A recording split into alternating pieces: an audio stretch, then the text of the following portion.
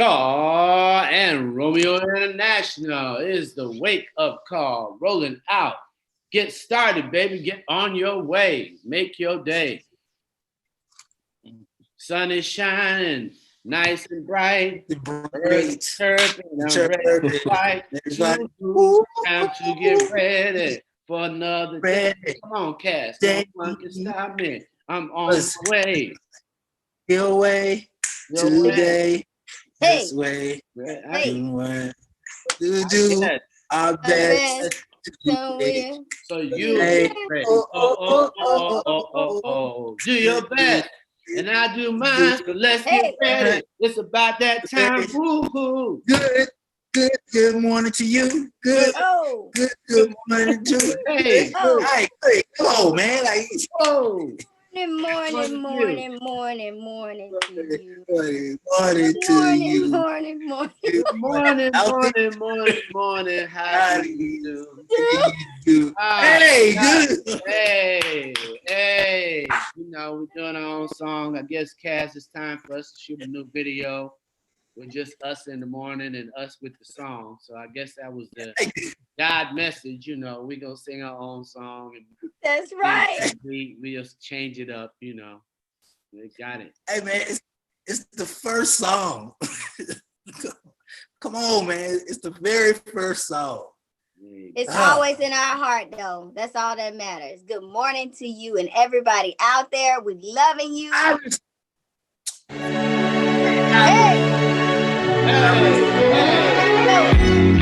The sun is shining, nice and bright. The birds are chirping, and I'm ready to fly. Time to get ready for another day. No one can stop us. We gon' learn to play. Every day we learn and play. We do our best, so we'll be great. You do your best, and I do mine. So let's get ready. 'Cause it's about that time. Good morning to you. Good morning. How do you do? Good morning. Time to be great. Good morning. Show us a play. So start today. Open your eyes. Reach for the sky. Good morning to you. Good morning. How do you do? Good morning to you. Good morning. How do you do? Good morning. You see me on my grind. Woo. Stars got to shine. I'm a supernova. Yeah, you see me taking over. Yeah, I'm on the move. I got a way to shine to. So let me hear you say, every day we gon' learn to play. Hey. Work and play every day. Cassidy, Romeo International, A.R. Shaw, and Todd Beauty. Good morning. I love this right here. See this? Beauty. It's beauty. It's beauty. Yes, love it. Love it. Coming through. I love that ring, that beauty ring. Love it. Cass, I see you got a little beauty going on right here. This action, this glow action. Y'all loving our hats this morning. I know. Loving all the hats this morning. Todd Cooper. I'm going to start my watch party this morning. For sure. Hey, man, this picture. This is the picture this right here. I love seeing this picture. Then I can shut up and do what I gotta do. Shout out to Facebook, Loretta Els, good morning. Anthony Roberts, I see you. Detroit, Anthony. Anthony's from Detroit. D-Time, Tyru, we see you. Tyru, Regina Hart, Iris. It's Wednesday, it's hump day. Get over the hump. And for all my ladies, I was about to say something, caught myself. It's hump day. Yeah. I got happy. I saw AR and Cass. I got happy. Ty, I'm sorry. And Ty's here. Ty's here. Perfect. Ty. Hey. Cass and Munson look like a group. You Cass and Munson look like a group. Like y'all used to be a group or something. Like why not? We in a group. I'm in a group. Amir, where your head at? Well, I had, sometimes you got to use the wisdom on your head versus just the wisdom on your thinking cap on an external thinking cap. So I just wanted to, I wanted to be different. I gotta, just use my personal thinking cap this morning. But I'm with y'all in spirit. I see it. Oh, I don't even know why I asked. I see it. Okay. Yeah, you see it. Good. That was good. That was a good comeback, man. Yes, my brother. You always growing into his crown. We definitely growing into his crown. Yes, sir. Yeah. Well, we had a crazy day last night. Did anybody watch the well, we got to jump in the Cass report, and then I can tell y'all. Cass, what you got? All right, Cass in the city. I didn't want to cut off your statement. Oh, I was gonna say we got a lot of stuff trending, but we, me, the four of us to get to it. Oh yeah. All righty, let's get to it then. Definitely a lot happening. Yandy, Portia, Trey the Truth, and 60 plus others were arrested during a Breonna Taylor protest, demanding justice for her in Louisville. So once again, Portia, Yandy, and all these other people are on the front lines demanding justice in Louisville. So we definitely want to support them. I know you guys have some stuff, you guys heard about this, but what are your thoughts? I mean, we definitely want to keep the pressure on, in this situation and demand justice for Breonna Taylor. You know what? I was thinking about what was happening. I'm like, man, I don't know what's gonna take to move this mountain, because we've got celebrities tweeting, we got Oprah tweeting, we got a Vanity Fair billboards, we got all this stuff, we got billboards, we got T-shirts, we have all this action, and Daniel Cameron is speaking at the Republican National Convention like ain't nothing happening. Like he's like, I mean, why, it's I don't. My thing is this, what, I don't know what the next step is. I think in a normal administration, the Department of Justice will take over, and it'll be a federal probe. But just because because there's just such a disconnect between this administration and what's happening right now, I don't know what's going to happen as far as her getting justice, because it seems like Daniel Cameron he's not concerned about. Not worried about it. Yeah, him showing up last night at the Republican National Convention to speak was disgusting. And it just showed what is his priority? His priority is to be he wants to be a celebrity star now. Like he's not even thinking about the case. And so, it's just to have him on, it just shows you where the Republican Party stands. It's like, okay, we're gonna protect this guy who's gonna protect the white police officers. Mm-hmm. So we gotta understand where these messages are coming from. And I don't know what the next step is. Amir, the struggle does not end. There's no timeout. They're doing exactly what must be done. They stand on the front line. More people can post. More people can share. This is also an education for ourselves on how to be vigilant about this struggle. I mean, this you have to be vigilant about a struggle. We got to be vigilant. We've been quiet, so it ain't about them. He's having his turn. We are not surprised. Racism ain't new. They are working hard to preserve every ounce of it. So we got to stay and preserve our right to protest, our right to stay in their face. Right, Cass? Definitely. Yeah, but the crazy part, because I'm sticking with my post with a purpose, but I gotta admit, man, who else need to say it? Jesus? I mean, you got it's been 400 years. It's been 400 years, Romeo. We even relaxed on the whole idea. Come on now. When we do an analysis, we laid back. Breonna Taylor, Sandra Bland, come on, man. She didn't hang herself. This ain't new. You sit back, very few people are lifting up the spirit of those who have sacrificed their lives. This ain't new. Ida B. Wells. Come on, we got a history of people that have been there. So it's not a weight. It's like, Portia is pushing for our agenda. So she's an example. Tamika Mallory, all those individuals are demonstrating. We will not be tired. You know, when you ask that question, it's kind of like the bus protest wasn't 30 days. It wasn't 100 days. When you think about the Birmingham protest, that was over a year. Right. So why are we surprised? And that's just for riding on a bus and not sitting in the back. I think people are surprised because of the volume, like the volume that we have as far as social media, the volume of being able to control a narrative, you know, with the NBA or Oprah and the Sun. Like the volume is bigger now than the past. So I would be shocked. There's a difference because in the past, you know, what happened on Monday, you would not hear about it until Thursday or Friday or possibly even next week. But the fact that this can happen within the moment and you hear it within the moment and there's no action within the moment, where does that leave our people? What does that leave us to think or feel? Like it means that we've been asleep on voting. We've been asleep. Remember, it was only 58,000 that kept us from winning. 58,000. I mean, Romeo, it's not real. We've got to take a responsibility, and that's what people are doing. You know, you got to stand up for a long time. You know, when you think about it, Black women started Black Lives Matter. I mean, it just acknowledging that. People are just getting to that.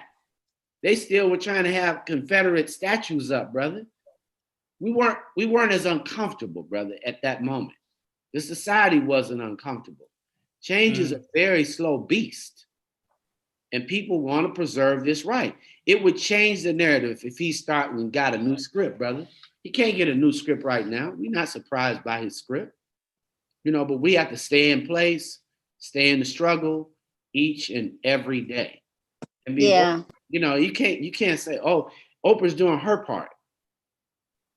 We got 30 million more Black people that can do their part each and every day. I agree. I think change is definitely slow and also consistent. We have to stay consistent. And in this day and age, everybody is used to so like quick, fast. Okay, I did this. I need to see a reaction. I need to see an outcome. And I think with the civil unrest and everything that's going on with the protests, that's going to take time. This is something that, some generations that, we've never experienced this just, in our face like this. We've heard about it in the history books, but now we're actually going through it. And we don't know how long they did take to protest. And even back to Monson, your point of, it was just a seat on the bus. It was like, okay, but that went on for almost over a year, if not over a year. So I think we all have to take the perspective of there needs to be change, there needs to be consistency, and we just need to support and do our part in the community and not be looking for an immediate resolution or an immediate action, because they actually want us to stop. They want us to just wear down and be like, oh no, they're gonna forget about it. That's what they're expecting for us to do. So, let me throw this in your face before Cass move on, Ty. If that's the case, let's say a conviction happens or a judgment happens 2 months from now. Are you still excited? Do you still have the same feeling of resolve 2 months from now that should have happened 4 months ago? Well, we got a lot more resolve than that. There are a ton of cases right now. There's a ton of cases. Everybody is focused on the entire movement. It's not a just Breonna Taylor. There's a whole host of injustices that are happening every day. You used to get more every day, Romeo. They just shot up in Wisconsin. So yeah, the entire movement is happening now. Right. That's why I'm asking you guys. Do you feel if a decision is made 2 months from now, is that the same as that should have happened 4 months ago? Like, it's like a game. So you would say something about the timing, but I think the fact that justice, if there's justice, then it's justice. Say that thing, Cassidy. And you just have to celebrate. And that's just an action toward addressing an injustice. Like it's not the movement with Breonna Taylor is number one, at least arrest the people. And George Floyd, they didn't want to do that immediately. They didn't want to fire him immediately. That was unheard of, brother. That is a new norm when all of a sudden our mayor said, oh no, y'all can't be on the police force doing that to those young kids. Typically, the unions are not happy with that. Right. That has caused everybody with, so the movements are about DA, it's about justice, it's a whole movement. This is not if they just arrest the guys at Breonna Taylor, they could still get them off. They could still put them in and bring them to trial and be in Louisville and have a jury that doesn't have any representation of our community, and they can walk out the door smiling and get a retirement. I'm gonna throw this at y'all, and I'm gonna go. I guarantee you, this is the only argument that I have when it comes to Breonna Taylor, and she has all these voices of volume, like Amir said, that are speaking out about her. I guarantee you, there's a Jacob Blake judgment before Breonna Taylor. Now, and then I want you to come back and explain that. I guarantee you, there will be a Jacob Blake decision before there's a Breonna Taylor decision. So what we hope is that's why it's important for people to vote in November, because if we get another administration in January, then of course the Biden administration can actually go down to Kentucky and file federal charges.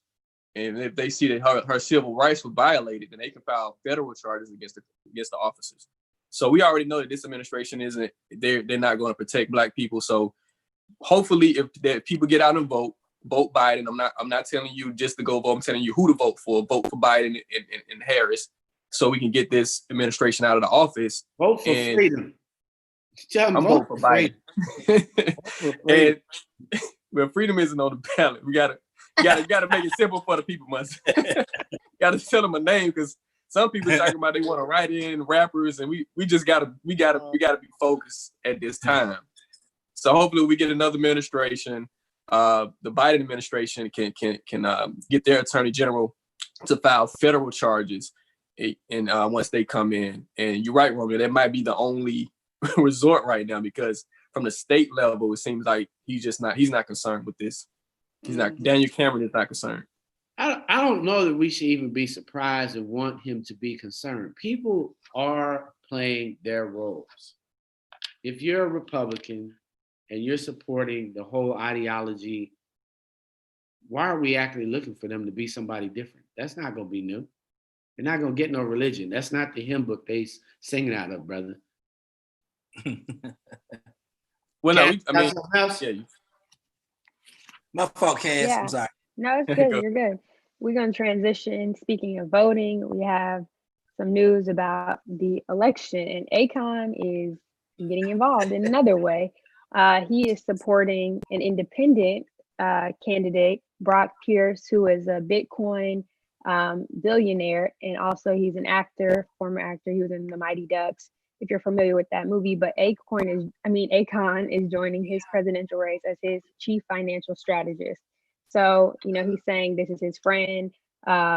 He's a stand-up guy. He says he doesn't operate between party lines. They share a dream of pushing America forward for everyone without showing favoritism to one particular base. So Akon is supporting Brock in this presidential election. But regardless, we definitely want you guys to get out and vote, like Amir said.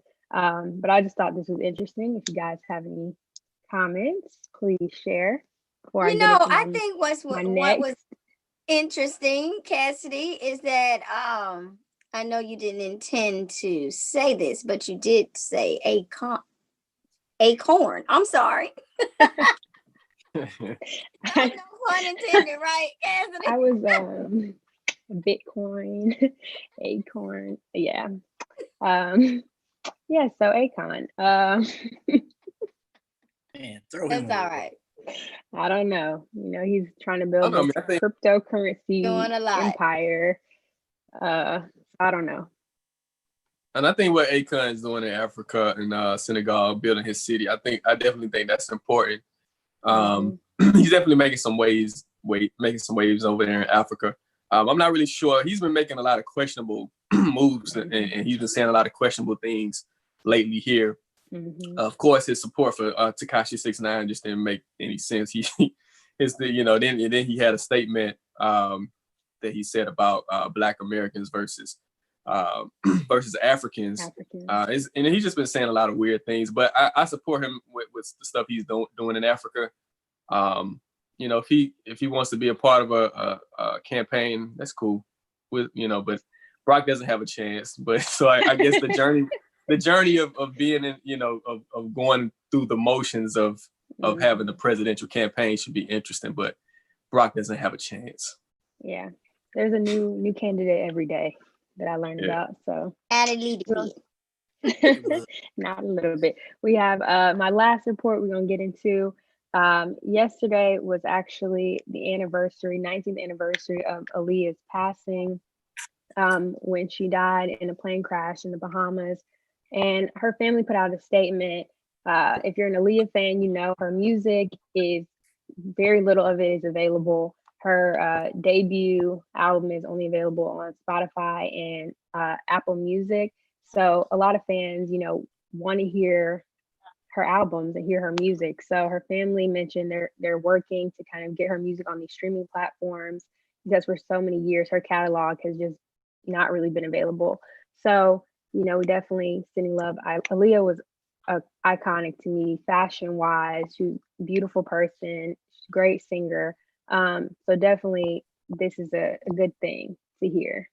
So I'm excited for that. Oh yeah.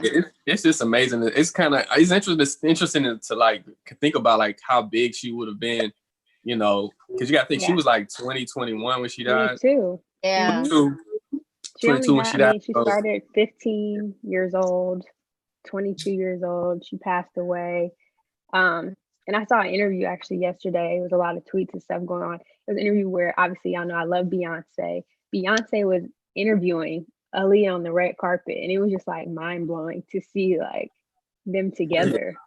That was the MTV Awards early 2000s. Yeah, like Aaliyah, like that's what I'm saying. Like it's amazing to see. Like I wanted to like know what would she be.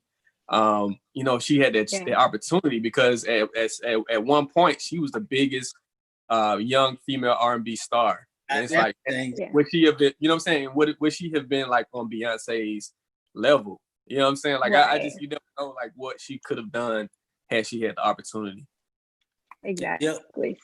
I'm gonna share my Aaliyah mix that I did, man. But I will say this though, even as a DJ, like finding Aaliyah's material, it is the craziest journey ever, man. Like, yeah.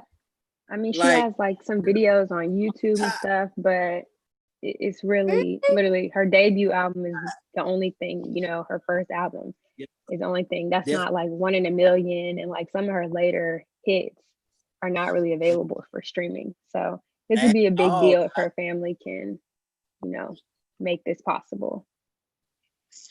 We about to go number 1 in 2020. Yes. All right, come on, y'all. Where you at? We want everybody up in here to sing words to this song. Sing.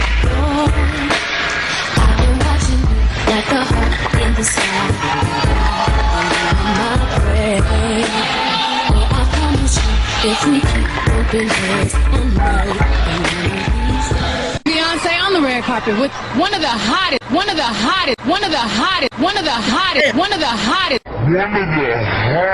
female artists out here. Miss Aaliyah, how you doing, girl? It's so good to see you. You too. She's just looking fabulous. What are you wearing tonight? I'm wearing Gucci shoes, that little Indian jewelry right here. Oh, that is hot. All right. Now you've been working it with these movies. Were you nervous? Very nervous, but I'm real happy. It's something I've wanted for a long time, so to finally make that transition, it's great. You're doing another movie this summer, right? Hopefully things work out. Everything will be rolling. So, What? That was the interview from that MTV Awards red carpet. So they kind of were connecting. They were talking fashion. They were talking about, I think D'Angelo, she mentioned like performing, and she was looking forward to that. So that was a big moment for me because I've never seen that. What year was that? Because Beyonce looked the same. She looks I great. know. That was I like don't know, Beyonce looks 2001, great. 2002. Okay, might have been 2000. Okay, From 2000. Yeah, Like the national millennium. 2000. Yeah, the actual 2000. Beyonce a vampire. Wow. I see. Yeah, You know Beyonce what would crazy. be really dope if like Beyonce did a remix or either like a you know how they can merge the songs together. Romeo, I don't know if you could put that together. You know, I know you be mixing. I got Yeah, I you. believe like I That would know be Chris so Brown dope. has done like, you know, a lot of people I think have sampled Aaliyah. I know Chris Brown has, but then again, it comes into play like her family, her estate, and her catalog. But I think that would be dope. I mean, if anybody can make it happen, it's Beyonce. So Yeah, I got you. That's what's not up. Shout out to opposed. her. We are going to get into these birthdays real quick. It's a lot of birthdays today. Oh, it's Virgo season. It's birthdays. It's Virgo season. That's right, Ty. We have Keke Palmer, James Harden, Cassie, YB, and Corday all celebrating today. So shout out to them. And shout out to everybody else celebrating today. We wish you a happy birthday. I had the biggest crush on Cassie. Yeah. Jesus. Wait a minute, now you had to wait a minute because I thought you was talking about Cassidy. No, in the talking about city. We got balloons, yeah. Cake is on the way. We got the music playing, cause it's your holiday. We invited family, and everybody came. I strike a pose for me like you in a picture frame. You got your finest clothes on, and $1 million smile. So we gon' celebrate you for a while. And don't forget we got the candles. When you away, don't forget we got the candles. Happy birthday, gonna celebrate you for a while. Candles, blowing you away. Wait. Candles. Happy birthday, happy girl. Happy birthday. Hey. Yes, happy birthday. Happy birthday to all the Virgos. That season. This makes me happy right here. Cassidy, is your birthday this month? Since September. Hey, I figured that. I felt that energy. I was like, yeah. Big Virgo energy. Big Virgo. Nobody needs that. Nobody needs Beyonce's a Virgo. We know. Put that out there. We know. We know. Oh, we know. Jesus. Just keeping you updated on the facts. Get them together all the way, Cassidy. I love my Virgos, first of all. I love me a Virgo. So shout out to the Virgos. Too, happy birthday. Cass can't wait to turn up virtually for your birthday. It's all about Aquariuses. Happy all my Aquariuses in the building. Y'all know what it is. A little far away from that. Stuff like, That's how you know. Calendar is a little Leo. She's a Leo. She just had a birthday. Yo. Amir, what are you? Scorpio. Oh. Why y'all gonna be hating on Scorpios, man? Everybody wanna hate on Scorpios. I'm not man. hating. Shout out to the Scorpios. Yeah, heard y'all crazy out there in the street. Shout out to the Scorpios. That's why the mask in the back, Romeo. That's why he got the mask. Says. Scorpio's crazy. Scorpios are like the coolest people you ever gonna meet, man. I'm telling y'all, man. You're definitely cool. You are cool. You are definitely cool. Man. So we got to go with the flow ladies, man. I miss them personally because I was, and stuff. I was really waiting on the two of them to come because they don't answer no. I tried to request. See, now I gotta get petty, AI. Nobody want to accept my friend request on Instagram. I ain't gonna, you know what I'm saying? Ain't gonna call nobody out. What is this? It's good morning. I saw y'all had hats on. Y'all had hats on, so I went and grabbed my hat because Yes, queen. I look, Yes, I was queen. like, okay, it's hat day. That's all we need. I got a hat. And Yes, color queen. coordinated. No, what is this nonsense, Romeo? We didn't see no friend requests. What? I didn't see you missed what I said. I had said I missed y'all. Oh, and okay. then I had said, Don said, get it right. Beautiful kids. Yeah, look at me and Don's face like we ain't seen no friend Don request. said, don't start this morning. Right. Right. It's too early. You gotta remember, it's 7:30 here. So. You know he's always ready. Romeo, what's your sign again? What's your sign? First of all, I'm an Aquarius. I was born on Valentine's Day. I'm the reason you're that the love child. Pray for him. I am the reason that people fall in love. It's me. Romeo Jesus. born on Valentine's Day. Aquarius is for me turn into stalkers. Oh Lord. And you seen that half lip. She was like, I only did that once. And when my fault. Okay. You don't admit it. You don't admit it. Okay. Oh, my fault. Yeah, never mind. Yeah, never mind. That with me. Well, see them anyway, stalker tendencies. We see them stalker tendencies. Look, the stalker tendencies. He does tell on himself from time to time. He does. Every week he has Really something does. new. Yeah. No, I'm not far you fetched. getting red. Where is my book? Oh, you getting red, Romeo. Ooh. Watch this, Ty. Alyssa, do you see how they just turn all their energy on me? And how as a man it seems like you're just at their whim right now. I know. Please help me. I will admit I am also an Aquarius. So, but I was born on a less important holiday. I was born on Groundhog's Day, which isn't so you nearly. just keep appearing. You just keep appearing. You just keep appearing. Okay. I won't admit to stalker tendencies. Yeah. Okay. Well, we're excited to be back. Happy Wellness Wednesday. I'm Shay of Let Go, Let Flow. That's Miss Dawn over there in the corner. And we're so excited to welcome Miss Alyssa to this segment. Dawn's going to introduce her. All righty, guys. Again, thank you for giving us grace on mixing it up and doing it a little different. Right. And presenting to the rolling out audience, but always know, let go, let flow is never going to bring anyone into this space that's not super dope on it, with it, got it going on. Okay. Always know that. Oh yeah. Without further ado, I have Miss Alyssa Dare Nelson. She is our guest today. And she's just, describes herself as, frickin' awesome. We've got to throw in some white girl vernacular in here, frickin'. It's not necessarily one of our words, but that's her word, frickin'. You don't say frickin', Don? No, I've never heard. Frickin'. No, you say the real one. You don't say that bad word. Yeah, I'm her. Alyssa is frickin' awesome. And you know what, guys, she really is. And she believes you're frickin' awesome too. Yes. Alyssa Dare Nelson is a business success coach, a podcaster, and an author who helps entrepreneurs and business owners give up work-life balance and finally have it all. She's about having it all, you guys.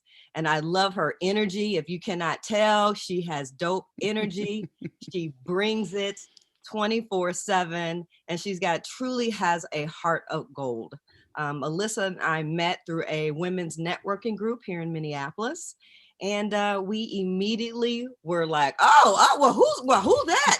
We immediately had that connection that was something about each other. So we're really happy to have her here for today's discussion. And Shay, are you going to lob that? Yes. So today we are talking about going from an ally to an accomplice. So that's something huge for Don and I. This is the work that we're doing here with the racial injustice, especially with everything going on this year. 2020 has been a lot. So this title is called Stronger Together. So it's an uncomfortable conversation with dope white women talking about how they can help us, how they can protect us, how they can put themselves in front of us in those times of need. And when we're not in the room, to speak up for us. So that's why Miss Alyssa is here. And so Miss Alyssa, will you tell us the difference between an accomplice and an ally to you? Yeah, to me, the difference is an ally will stand next to you, which is powerful. Yes. But an accomplice will stand in front. And the reason that that's an important distinction is that I know, because of my white privilege, that if we are in a dangerous situation, I am less likely to get hurt. And so whether it be figuratively or literally, if we are, for instance, in a protest, right, and we're walking, and there are cops approaching, I am less likely to get hurt. And so it is, as an accomplice, I will stand in front. Not because I'm more important, but because I know that there is a protection there. So I'm all about, let's open our eyes and be aware of what the situation is, and let's leverage that for the good of the whole. So that to me is the difference. And I don't know if you guys realize, but it's been exactly 3 months since the murder of George Floyd in Minneapolis. And Minneapolis is known to be Minnesota nice, but truly it's just the opposite of that. Minnesota ranks low in education and housing amongst Black people and people of color. We are not doing well, and we are highly marginalized. And so it is no surprise to us that a racial revolution would kick off in Minneapolis, Minnesota, in the horrific, graphic way that it did. And unfortunately, our city did not act in kind and in a timely way to shut it down. And unfortunately, the unrest tore up the city, and it went through not just Minnesota, but the country, and it went global. And it's still happening. And it's still happening. It's still happening. And white people and white women seem to be the demographic who wanted to help, who wanted more answers, wanted to know, well, what can we do, to move the needle, to make an impact? And Shay and I, being women business owners, said, hey, let's collaborate collectively with white women, and let's start some uncomfortable conversations to peel back this onion before we can be all about women and women's rights and being equitable and all of these things. We've got to deal with the white elephant in the room, and that is racism. And we've got to get these folks to unpack their biases and work within their families and communities to be anti-racist. Yes, absolutely. Good point. I have a question, if I may, for Alyssa, because you did mention being an accomplice versus being an ally, and this is something we saw during these protests. A lot of times, these people were marching to approach police lines, and you would see someone white stand in front of, a Black person, because they felt this. When did you realize that white privilege existed?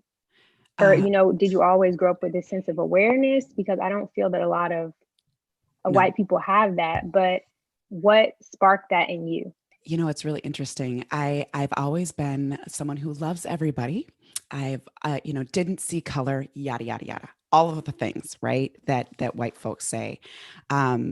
The moment that I consciously recognized it was 8 years ago, with a police stop. I got pulled over for speeding, and the cop was awful. I mean, awful from a white perspective, awful. Like, he stood behind my driver's side window. He was super short. He was rude. He scared my kids who were in the back seat. There were 4 and 5 at the time. He walked away to go write me the ticket. And my daughters said to me, Mommy, is he going to take you away? Is he going to arrest you? And I was so angry. Because what we'd always taught our daughters was, whenever you hear police sirens, they're going to help somebody. Right. I mean, this is the conversation that we had taught them. And so when the girls were afraid, I was livid, because this isn't what we brought them up to believe. And so when he came back and brought me my ticket, I set the ticket on the side, and I was, just fuming. At no point, by the way, was I in danger. And I heard the voice in my head say, what the hell? I'm a white woman with 2 kids in the back seat. Why did he treat me that way? And I heard it. So here's the thing, is that I had known it all along, but that was the first time I heard it. And it shocked me to my core. Like it just like, oh my gosh, that was totally racist. Like, am I racist? What's going on? And I went through all of the back and forth emotions that that a lot of people went through 3 months ago when George Floyd was murdered. And for years, I tussled with, well, how do I get active? What do I do? What is my role? You know, do I go volunteer at a soup kitchen? Well, no. And trying to understand white saviorism and trying to understand really what my role is. And so it's been really over the last year or so where I've been more willing to be more vocal and step in and go, well, what are my superpowers? My one of my superpowers is being outspoken. So use that voice, girl, right? Right. And to address racism with my white counterparts, because quite frankly, the Black community doesn't need me. You guys know that. But it took me years to figure out, like, what do I do? How do I help? And so that is really where my work is. And so that's where I really try to step out and be more vocal, is with my white counterparts. Alyssa, how do you do that, or how do you approach your white counterparts? Because in corporate America, sometimes a lot of white people, they don't know how to approach a Black person, or with the civil unrest, they don't even know what to say. They don't even know if it's okay to do a moment of silence. Like, it's very like touchy, you know, like I don't know. So what approach are you taking with your white counterparts? Or, you know, what do you say to them to kind of have the confidence that you have to like, if you're wrong, it's okay. We know that there's an opportunity to educate. Yeah. What I tell them first and foremost is care enough about getting this right that you're willing to get it wrong. Like a little bit of embarrassment over getting it wrong ain't going to kill you, but silence is going to kill other people. Oh, right. And so care enough about getting this right that you're willing to be embarrassed or get it wrong. And that, especially, and maybe it's not just a Minnesota thing, but especially here in Minnesota, where everyone's trying to be nice and, you know, wants to be polite and all of these other things. No one wants to say the wrong thing. And so, you know, I also come with a whole lot of gentleness. Like, one of my rules is I don't ever call names, because instantly there's defense, right? So if I'm going to call them racist, immediately, no, I'm not. But if I can instead say, hey, that was a racist comment. Now we can have a conversation about the comment without making their entire identity about being racist. You know, we swim in a sea of whiteness. And so, you know, most of us don't have any idea that we're racist. Right. And while I've started on this journey, I don't pretend in any way, shape, or form to have arrived. Like, I'm uncovering stuff about myself every day. And I am obsessively reading history, obsessively reading, you know, Black voices. I want to hear more and more perspectives.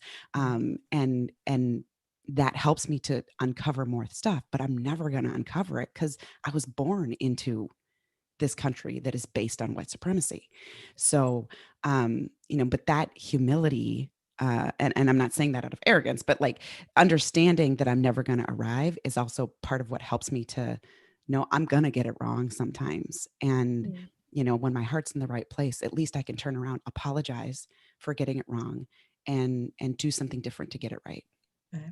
Alyssa, with that being said, right now, I've noticed that a lot of white people are clinging to Black people to try and help find the answers for what they can do. And do you think that's out of shame and guilt of over the years of not addressing things? Yes. And so I know when I first uncovered that moment 8 years ago, I unloaded on quite a few of my Black friends.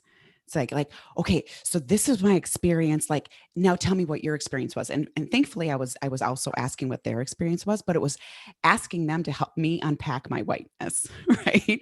And I think, and I know that my heart was in the right place at that time, right? So I think that that's something that's important to recognize, is that mostly their hearts are in the right place. They just don't know where else to unpack it. And so this is also part of the reason that I want to step up as a stronger voice. And I've seen this where people are messaging me and like, I'm afraid to even like your post because that would mean I'd have to do something. But I'm wondering, right? And so now we can have an offline conversation about, okay, it's okay. What can you do? Oh, you're not a protester? All right. What conversations are you having in your home? Right. So as somebody who is white, but also outspoken, I'm giving them another avenue to start unpacking their stuff. And quite frankly, we just haven't had very many white folks who have done any kind of work to be that person. So we naturally gravitate towards our Black friends to say, hey, help me. What do I do? But I think there is a deference that is important because it's inside of this movement. It is important for me to say, hey, Shay, what do you need? How can I help you? What is important for me to help you with? Don, what's important for me to help? Where do you need me? Right? Where do you guys need me? And so I think that that's important too, to recognize that that's a good thing, that they don't want to come out and go, well, I'm going to do this movement and go be Superman or Superwoman, because we know what that's about, which is like, let me make this about me. It's and that's what happens. Don't you guys feel that like they feel like we need to be saved? It's like, we don't need to be saved. We need you to show up in these moments. I don't need you to be, Captain Save Us and my Superwoman, Superman, and, try and embrace my Blackness. Just relax. Like you said, have a conversation, and then let's move forward together. Yeah. And so, finally, what is the final outcome you think we can do as we are on this journey to work together, to make a long lasting change? Yeah, I think one is to recognize that white folks are fragile. I mean, we really are. We just haven't been at this as long, and so our stamina is short. I know I have to take frequent breaks, and kind of retreat and go get some rest. It takes, sleep 10 hours, that kind of thing. And I fought with that a whole lot, especially since George Floyd's murder, where I was only sleeping 2 or 3 hours a night. I was awake. I was, sharing, I was talking, I was having conversations. I'd have, 3-hour-long conversations with a single person. And then I move right on to the next person. And then I move right on to the next person. I was exhausted. But I didn't feel like I could take a break because I was like, who am I to say I'm tired at this point, right? But no matter how long you've been at it and what your stamina is, you've got to take a break when you need a break. And so I think a lot of grace is going to be needed as we move through, and recognizing that wherever anybody is, they are doing the best they can with the tools they have. And for some of us looking at it, we're like, that, I'm sorry, that's not good enough. You need to do better. But that's where that grace and compassion comes in. And so I don't have all the answers by any shape of the word. And we ain't over, like, this is not going to be done in a year or 5 years, or it's not going to be, right. So this is like an ultra marathon where we have to take care of one another and have grace with one another in order for any of us to get through it. I got a question. Yeah. I'm about to cause some trouble. Okay. Now, keep in mind, I love, and I'm going back to a point that Shay brought up. I love my Shays, I love my Dons, my Ties, my Cassidy. I date across the board. I'm dope. It's not my fault. I went to a PWI, Georgia Tech.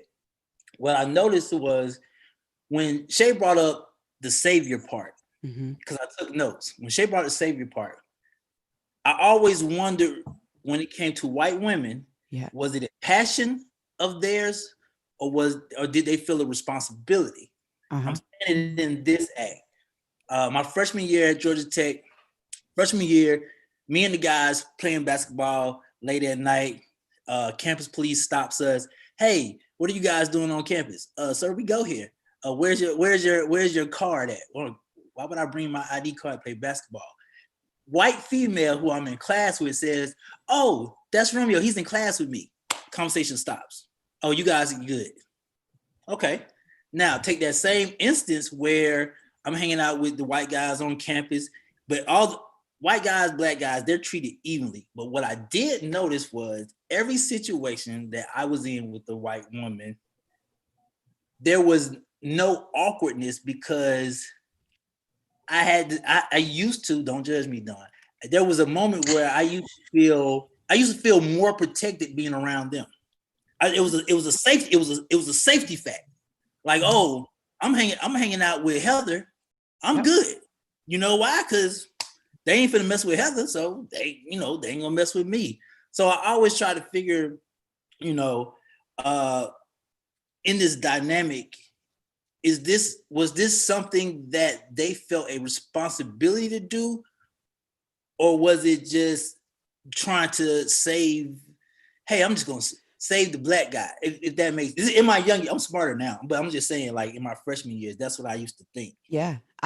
So I can't say the content of Heather's heart. I don't know what all white people think. I don't. However, but I think white women, especially, we understand at a very core base just how much privilege we have. Like we can get away with just about anything. And I again, I'm not saying that's right. I'm saying let's look at the reality and let's leverage this for good, right? So I do think that the woman who stepped in and said, "Hey, wait, he's in my class." I think likely she was saying it because she recognized the danger and she knew she could do something about it. So I think there was some of that. I do think that there is a huge tendency towards saviorism because women in general are nurturers. And so it's natural for us to want to help. Where it gets all muddy and confused is, who are you? Like, are you doing it because you want to get the attention and like, oh, look what I did. I did something so nice. Look at what I did.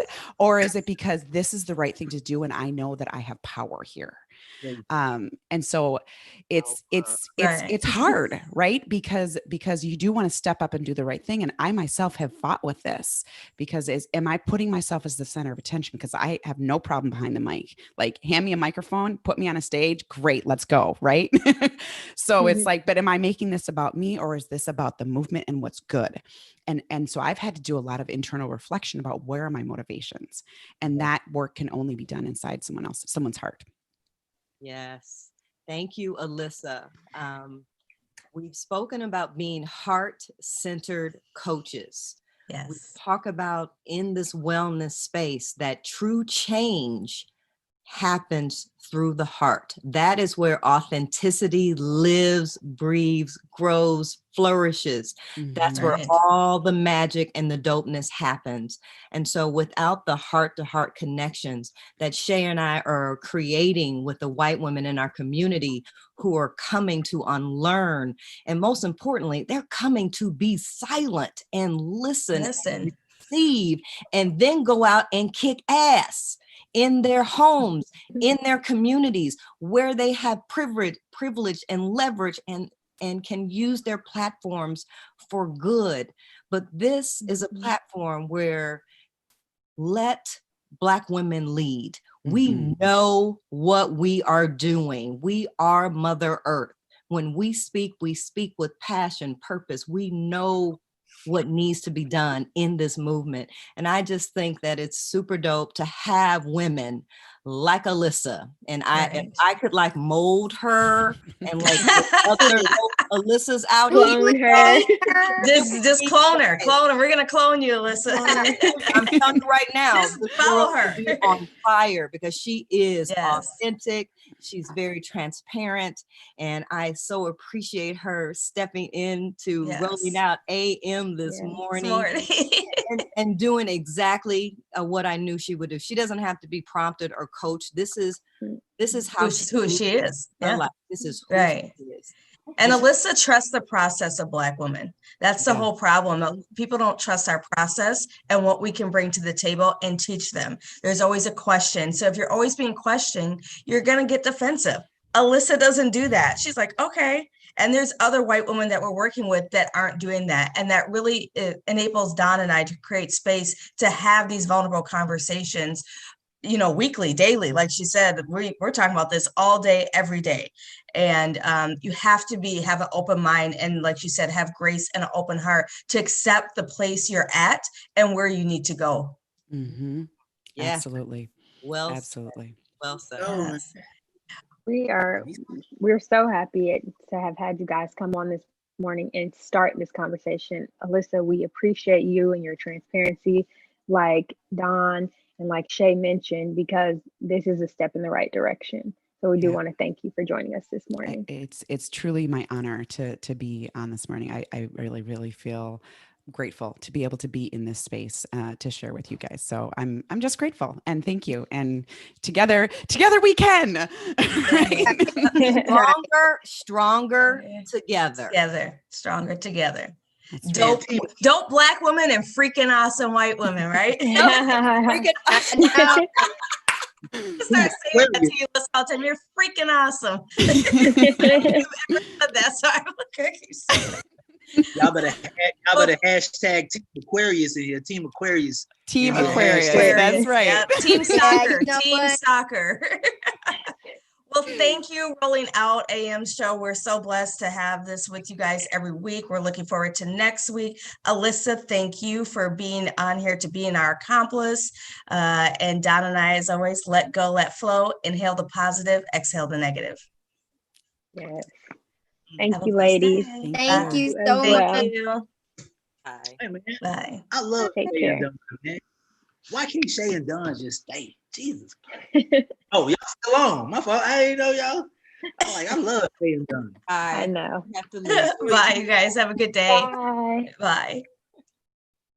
No, Great. Even y'all next. Great conversation. Alyssa was super dope. It was kind of, I ain't gonna lie, it was a little shocking, some statements that she was making, but it was also kind of shockingly refreshing to hear her say, like, oh, as a white woman, we know we can just about get away with everything, like anything, like we could do anything. And it was like, oh, for real, like, oh, y'all really think that? Like, it's really true. It's like an awakening.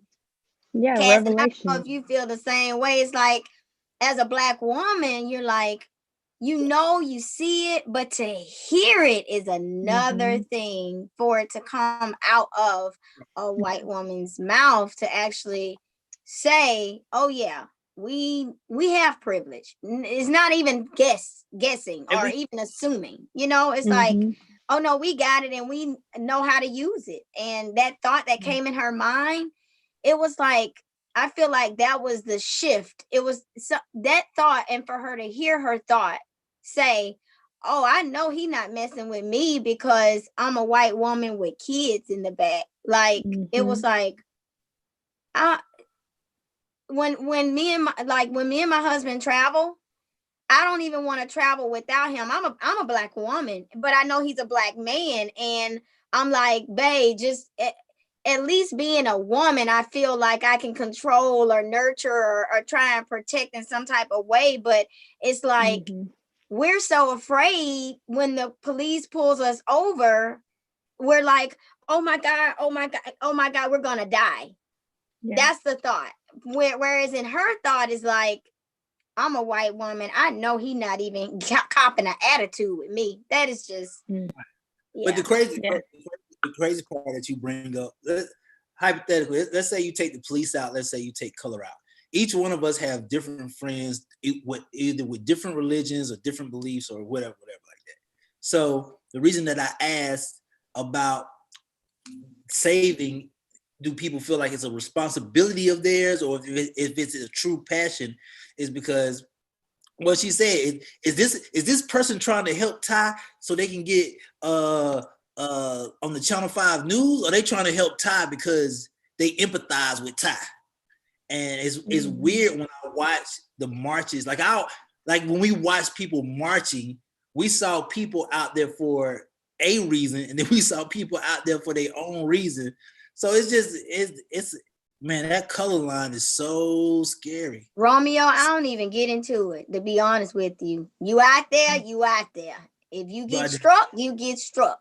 Like you out there, you butterflies. I don't care what's going on in your head or what you think you're gonna do, because God has another purpose. So you go out there with the wrong intentions, that narrative is gonna shift completely. I truly believe that. But to your point, there's people that go out there for the wrong intentions or attention, and then but that's nothing that we can control. So. And I think though there are definitely people, in the words of Terry, agent provocateurs, who go out there with the wrong idea and the wrong purpose, but they can only hide that purpose for so long. Yeah. So they know their true mission is not to be with the people and seek justice. So it comes out naturally, in all the acts that they do, whether it's, ensuing, rioting and breaking windows. We keep seeing it happen. I do think that she is doing some good work. She is having these conversations, and she's providing resources, to her network and people who are willing to do the work. If you're not the person who wants to be on the front lines, she's, here are some resources in other ways. She's reading, she's doing all these things. So I think that was a great conversation. It's not one that I would have expected, to have. Mm-hmm. So it was a good thing to see. Romeo, we didn't ask.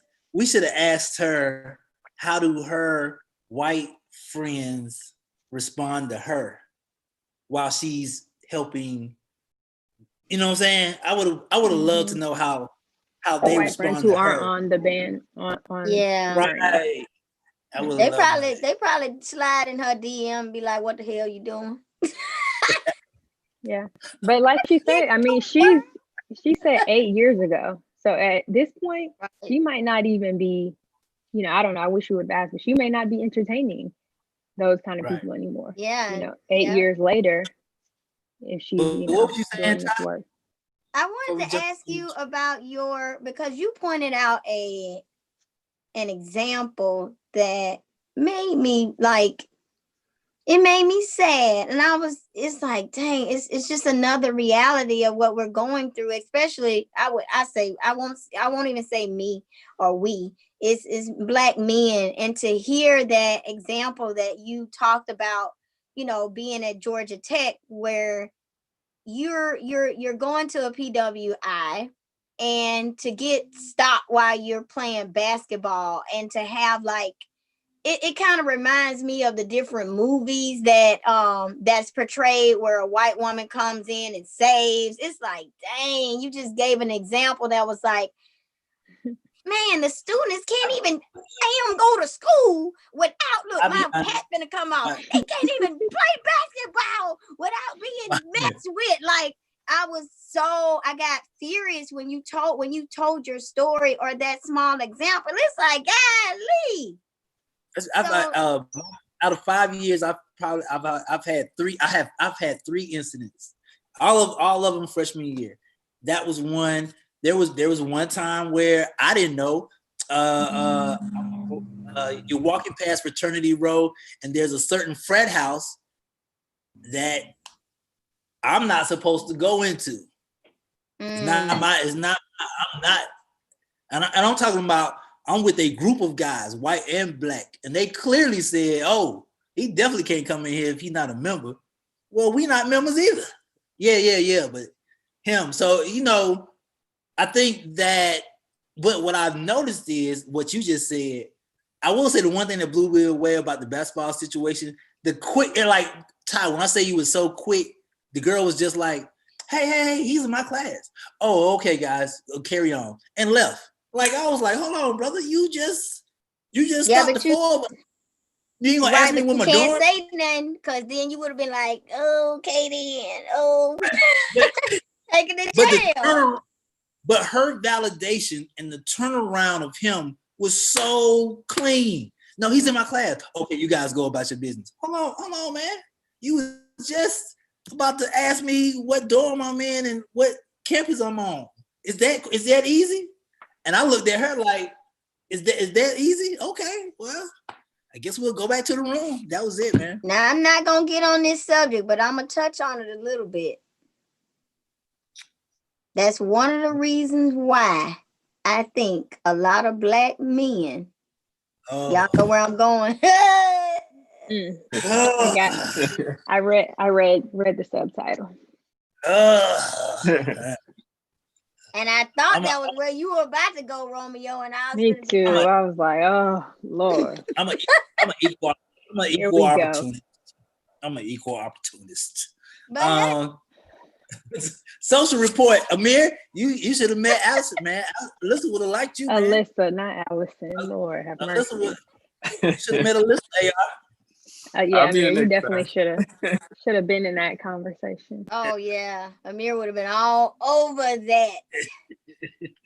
Next time, you know the producers be trying to hold me back, man. You know, y'all gotta let me loose. Hey man, let a man loose, man. So it's time for the social report. Wherever y'all go, I'm gonna go. So we gonna go. So hit it. Where we going? Everybody know where we going? Is this? Do we need to sing the song again? Sun is shining, nice and bright. All right, check this out.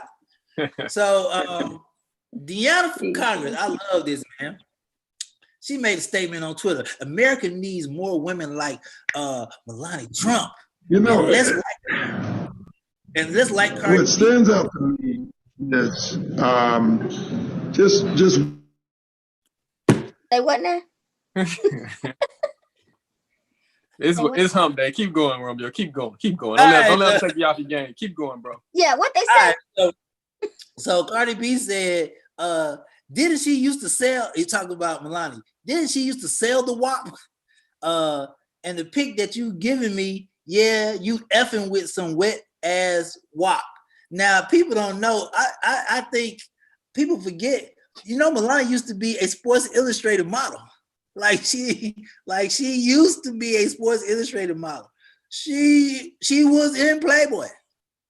She was a nude model. She would be. There was a photo. I don't think we can show it, but there was a photo attached to that. The first lady was in Playboy. Hey man, get your priorities straight. You can't talk about nobody. You cannot bring up nobody. Hey, nobody.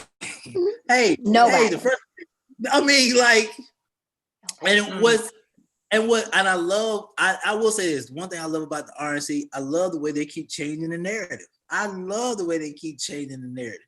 They bring up every single thing black and turn it into something that they saved or something that they fixed or something that they came to a conclusion of. So next up, let's go. Hold on, before you go on, I want to actually touch on Melania's speech last night because I don't know if you guys she got never a chance speaks. to see it. That's why. Yeah. Terrible, man. So yeah, man, it was so she basically made this plea saying that, you know, her husband isn't racist and if he was racist, she wouldn't be over here. And it's just a lot, it was a lot of hyperbole. Like it was disgusting. So a lot of people right now, if you guys go on Twitter, what's trending is Bertha. And so she was actually one of the people who were leading the call saying that President Barack Obama wasn't from America, that he was born in Kenya. And so you have someone who isn't from America, and actually they said that she did some illegal things to actually get into this country. And so Melania has a lot of baggage, but she was one of the people who were speaking about this birtherism and saying that Barack Obama wasn't from America. She doesn't even have a real legal, she didn't even have a legal pathway to this country. Of course, her husband helped her get citizenship. And so it was just a lot of stuff, you know, a lot of lies that were told last night. A lot of people, they want to paint the president as someone who isn't racist, although all of his actions have shown that he's been racist since the 70s. And so it's just amazing that the Republican Party would get up there and lie for this man.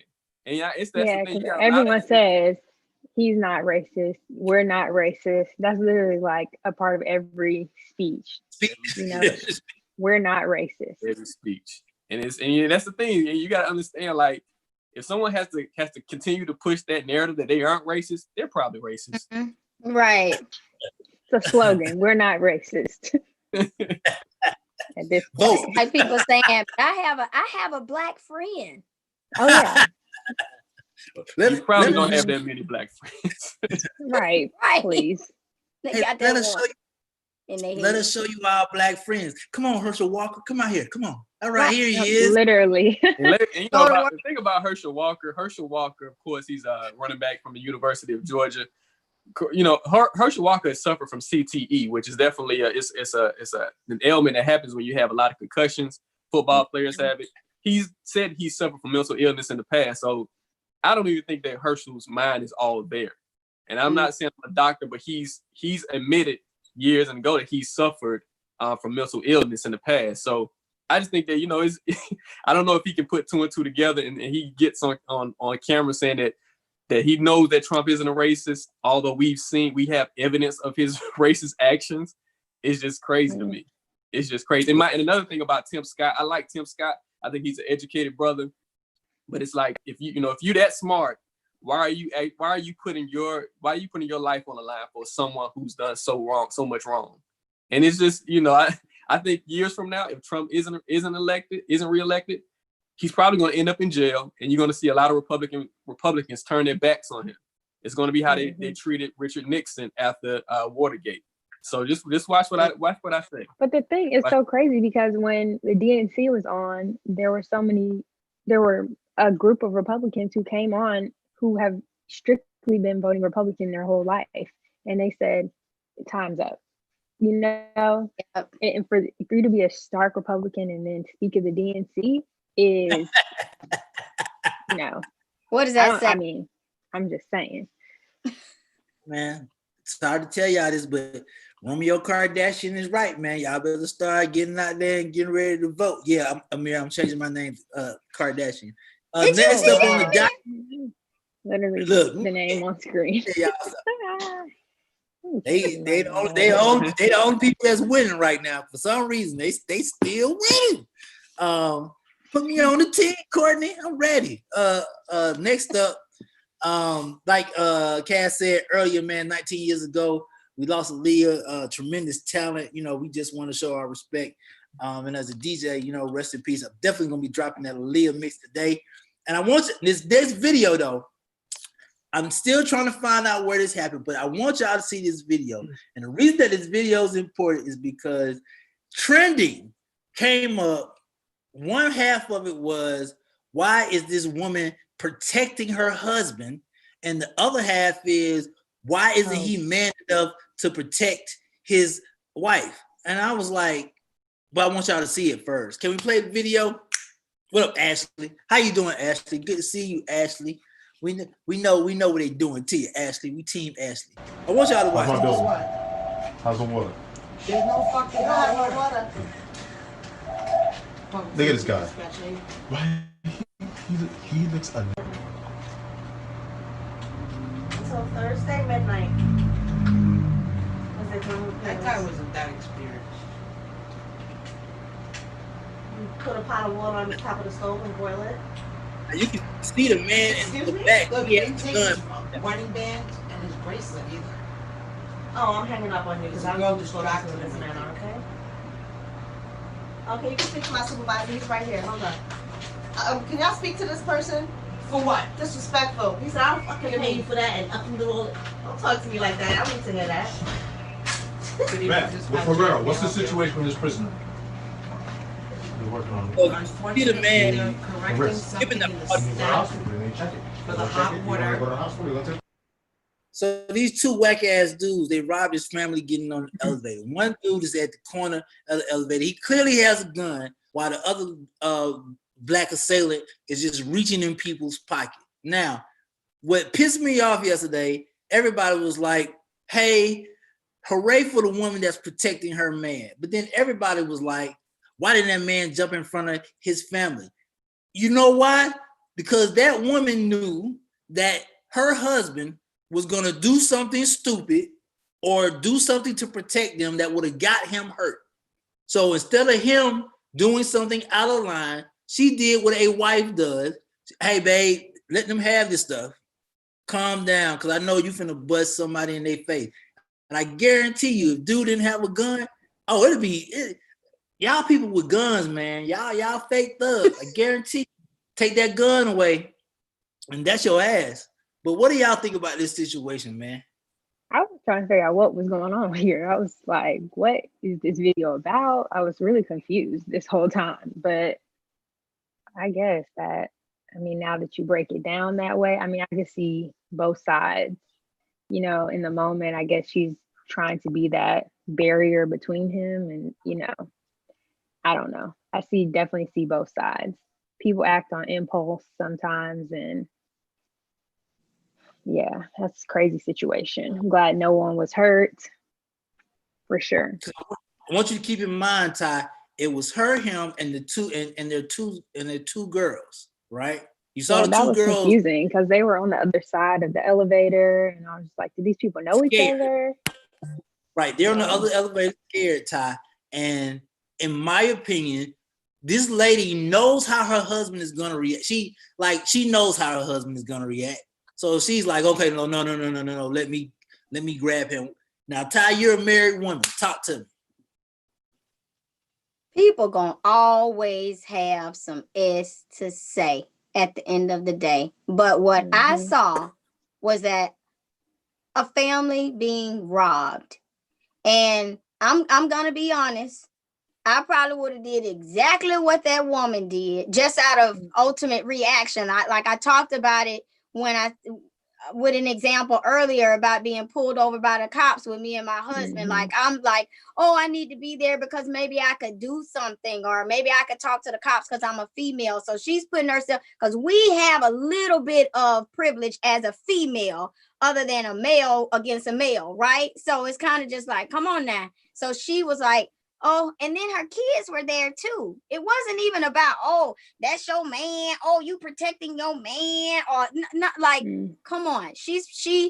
That was, you could tell, like Cassidy said, that was a reaction, emotional, like, let me see, let me try and protect as much as I can. And then at the same time, if that man would have been like, no, y'all not gonna get my watch, because it looked like they were like tussling.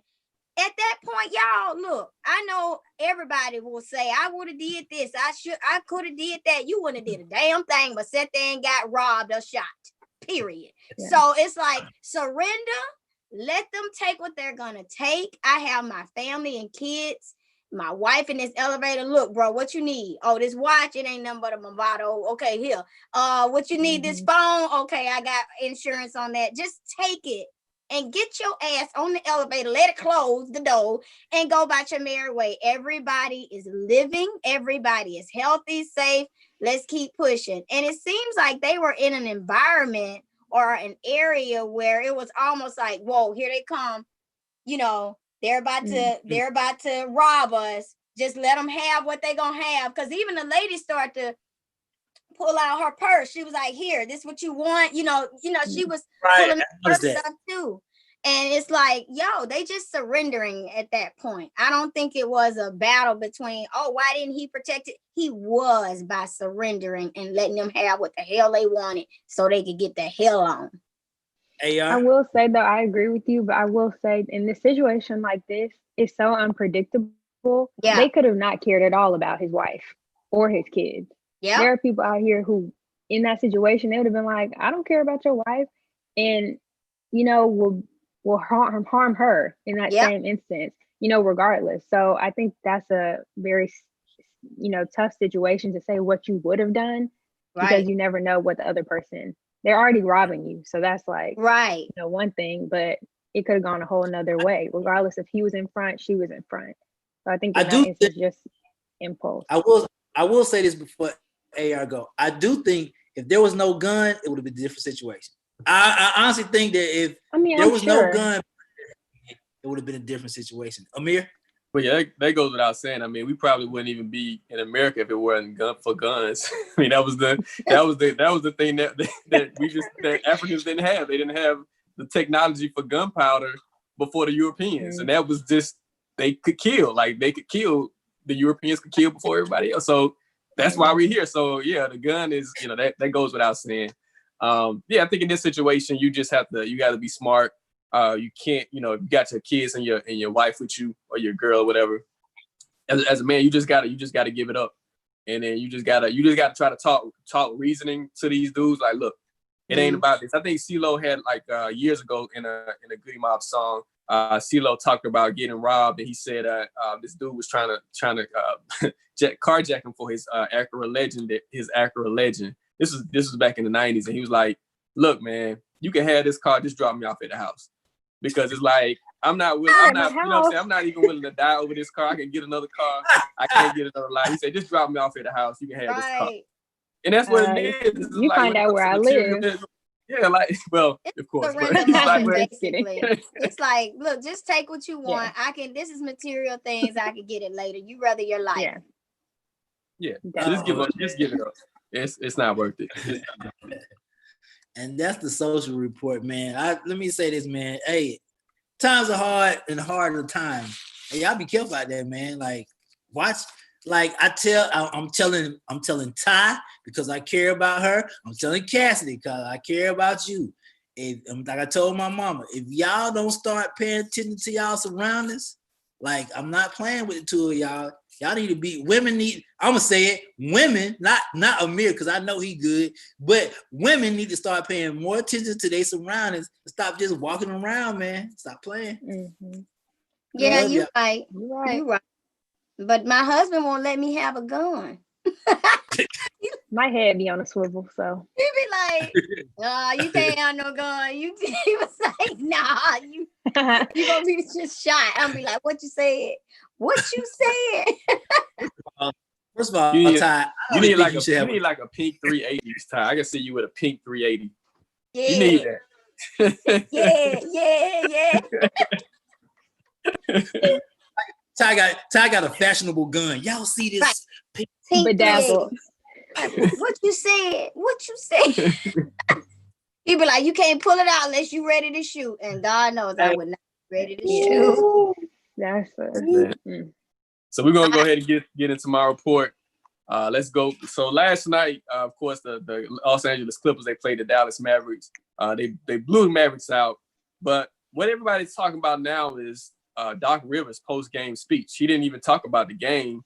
He used his platform to speak about what was happening, what's going on, of course, in Wisconsin, and also just the Black Lives Matter movement. So I want to play some of this video of Doc Rivers in his speech, his emotional speech that he gave last night, following the game. Just so sad. You know, what stands out to me is just watching the Republican convention, and they're spewing this fear, right? Like, all you hear is Donald Trump and all of them talking about fear. We're the ones getting killed. We're the ones getting shot. We're the ones that we're denied to live in certain communities. We've been hung, we've been shot, and all you do is keep hearing about fear. It's amazing to me why we keep loving this country, and this country does not love us back. Yeah, so he goes on. He talks about some of the things. I wish we could have played some of the things that he talked about. How he, how he, as a father, as a black father, he has to speak to his kids and teach them about how to be around police. And he's saying his white counterparts don't have to have that speech.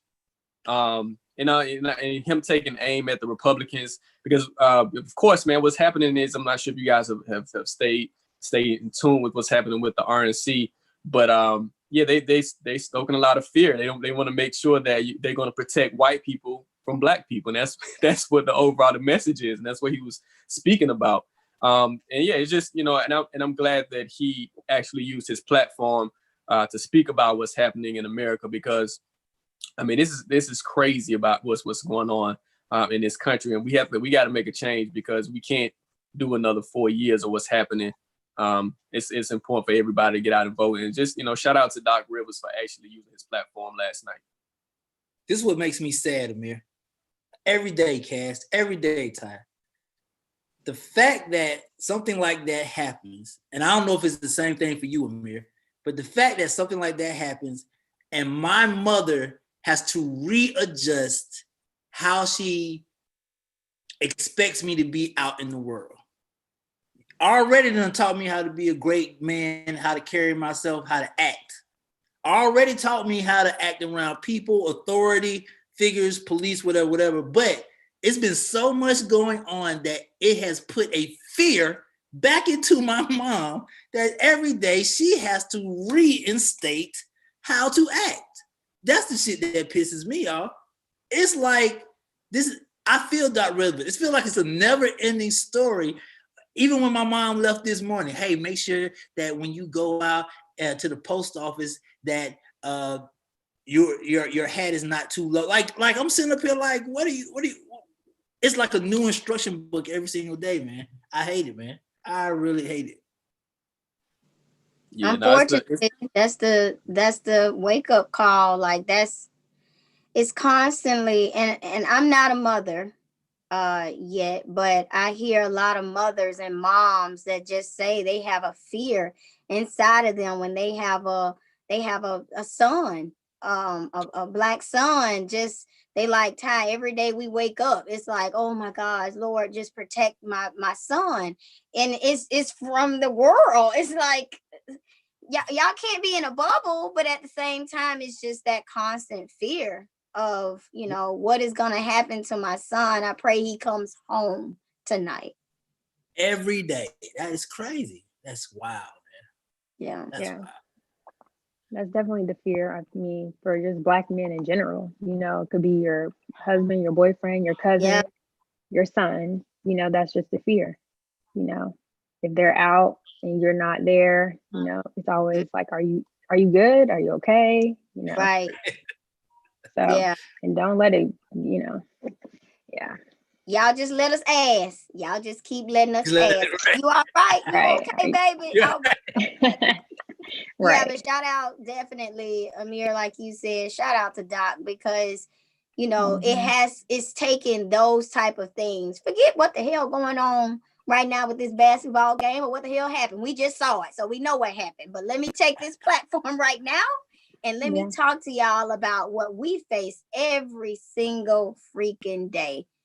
We're getting killed, not y'all. So think about it. Yeah. And like, who's really thinking about this season? I mean, honestly, it's no fans. So that was a good time to use his platform.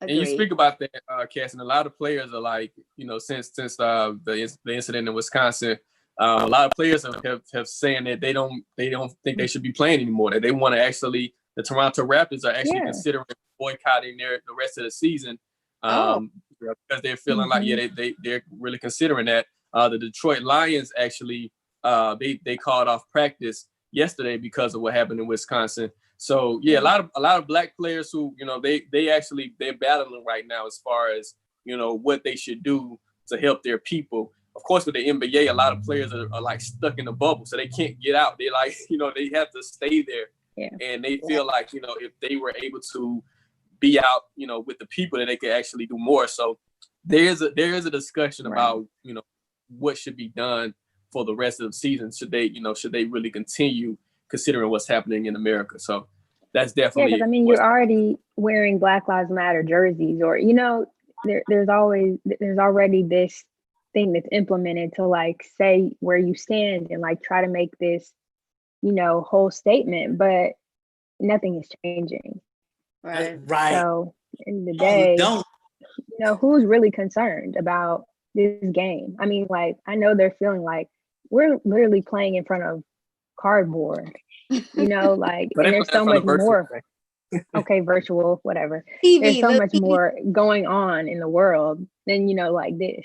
And we're not even getting the same experience out of, a traditional season. Right. This is where I'm gonna disagree at. Don't leave the biggest voice of reason right now, because the moment that you leave that bubble or don't play that game, the voice goes away. So I don't do that. Like, if you're gonna adopt Rivers, if you're gonna adopt Rivers, like Ty said, you could, hey, every game, hey, how was the game? fuck that game. Let me tell y'all what's going on. That's all you got to do. No, yeah, I mean, and that's the thing. We've seen that. Right? So I'm not saying that's what they should just leave. Obviously, I'm just saying the concern is focused on something else, you know, and we've seen that in the press conferences. Players are all, you know, a lot of players have been saying we need justice for Breonna Taylor and get up and walk away. So get up and walk away. Definitely a good platform. Right. Shout out to Doc Rivers. You know, I know that wasn't an easy thing. You know, that's a good point, because most times when you think about like players who have impact, they usually go to like LeBron, somebody who's on his level. That's usually like he's usually like the NBA spokesperson. But everyone else, they can speak through Twitter. But to have that platform where you have a national station on you and you're able to use that platform to say what you feel, you're right. You can't, like, some players aren't going to have that same platform if they're not playing basketball. So you're right. For some players, for the lesser known players, it is the perfect time to use your platform to express how you feel. Hey, real quick, on Facebook, Iris Baker just checked in. She said, that's true, Romeo. We do need to start paying more attention to our surroundings and stay not walking around with our heads down, looking at the phone and not paying attention when we're out in public. They could have shot everybody in the elevator for material things, so we just need to report on and be safe. And I agree with Amir. I will say this, Amir, before you move on, because I want to say this. You know, it would be dope if they could have one meeting, right, with all the players, and all the players had one sentence that they would say at every interview, right? Justice for Breonna Taylor. I guarantee you that would fuck up the media. Let the media be. I mean, you ask any team, hey, how's the game? Justice for Breonna Taylor. Hey, LeBron, justice for Breonna Taylor. Hey, so and so. Like, if everybody just said the one thing for that entire interview, then they actually did that in the beginning. Like the first days in the bubble, they were actually answering questions. Well, they were answering the questions with those statements. They really wasn't answering basketball related questions. They would only make statements. So they did do that in the beginning, and then I guess once the games kind of kicked in, they started talking more about the game. But now I think with this situation in Wisconsin, I think they're going to get back into like making statements. I think Doc Rivers leading the charge last night. I think you're going to see a lot of more, you're going to see more statements after that moment. So I want to move on to what's happening in Wisconsin. Kenosha, of course, there's a lot of stuff that's happening. Of course, individuals are upset about the black male being shot 7 times in the back. And what happened last night, you had this, they're saying alleged white supremacists who they were armed and white men, and they were shooting at Black Lives Matter protesters. And it's this one guy, I think right now the number is that 3 were shot and 2 people were killed. And so this one guy, let's show the video. He's walking around with an AR-15, and they actually have footage of him shooting people, but I didn't want to show it because it's definitely graphic. But here's the guy who was walking around with an AR-15 shooting at Black Lives Matter protesters.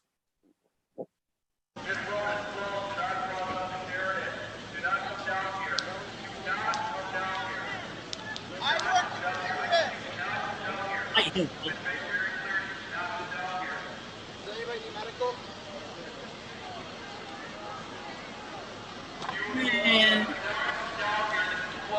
Okay, I work in that business.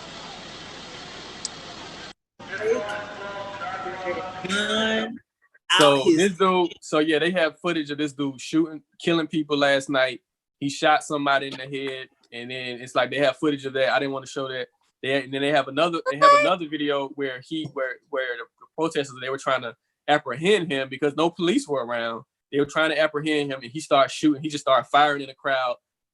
More people, they were shot, and it just shows you that, you know, what's happening now. I think right now we're on the verge of some real traumatic stuff happening in America. You have these militias showing up to Black Lives Matter movements with machine guns, AR-15s, and the police, they're not telling them to leave, and that is an issue. And so, you know, it's a lot going on in America, and that situation that happened last night in Kenosha. No, I haven't. I don't know if he's been taken into custody yet, but his face is out there. They have footage of him shooting people, killing people. And it's how crazy is it that he could walk around with a machine gun and they just say, "Don't come down here. Don't come down and here." he got a white shirt on. And he's just like, "Oh, my business is like, over there. Don't come on. down here." Like, could never be a black person. Yeah, but we gotta remember, this is the same society that got together to watch and to celebrate lynchings. Like don't be so far off. That wasn't 100 years ago. That wasn't 100 years ago. These are their children. These are their grandchildren. They have been put in a place where they believe that it's their right, that your life, you're less than. You know, when you think about a whole society, a whole state would not want lead in your water, don't want education. When we talk about racism, we're talking about the denial of just basic rights, education, broadband. So we've seen the crowds to lynch people. So it's not new. This is not new. One person with a gun, they have a whole crowd just to watch somebody die.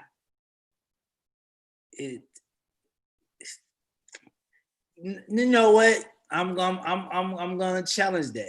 It is new. And I'll tell you why it's new. It's new because the Times, there is a video of this man with an AR. What was it, Amir? What kind of gun?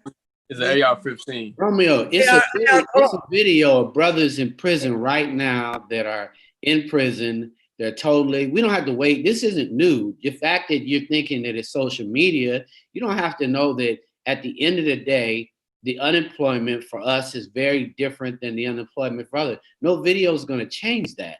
Social media has not changed that. Social media can also be a preoccupation. And you're sitting there saying it's new.